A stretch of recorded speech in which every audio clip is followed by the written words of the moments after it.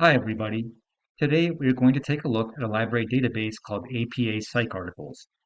APA PsycArticles, from the American Psychological Association, is a definitive source of full-text, peer-reviewed, scholarly, and scientific articles in psychology. We can start right here on the library homepage, and we can scroll down to the research box. Then click on Databases A to Z. Now we can click on the A's right here and go into APA PsycArticles. Let's open up APA PsycArticles and see what we have.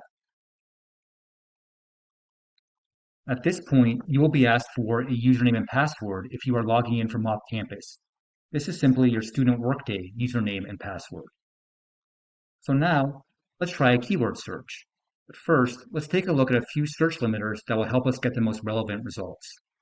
The first one we'll use is the full text limiter, which will make sure that all of our results have the complete articles available through the database. The second limiter we see is publication year, and we will put our beginning year as 2014 so that we are only seeing results from the last 10 years.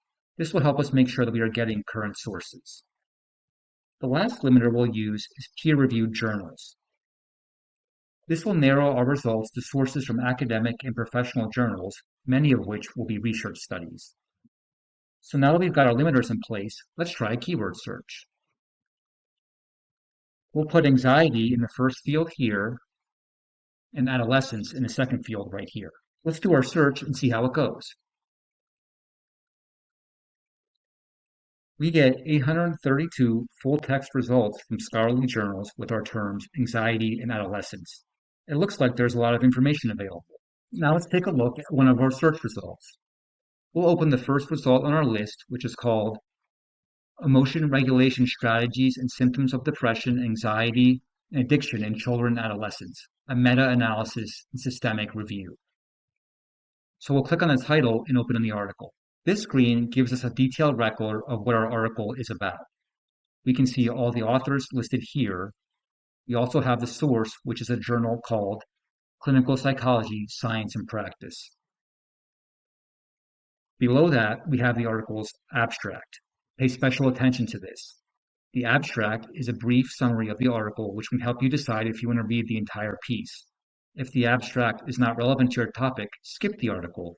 If the abstract is relevant to your topic, go further into the full text. You can open the full text of the article right here using the PDF full text link.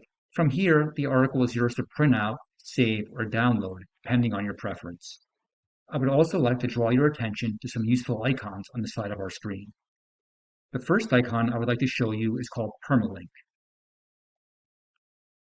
This will open a link that you can copy and paste, which will always bring you back to this screen. It is a great way to organize your research articles.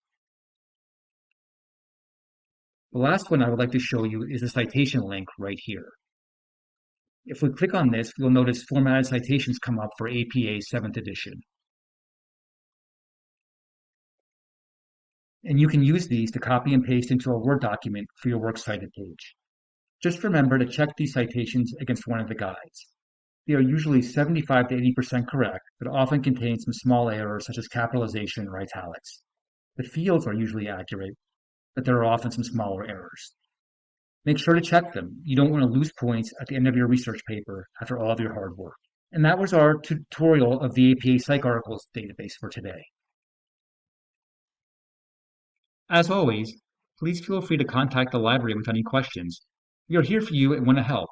Thank you and have a nice day.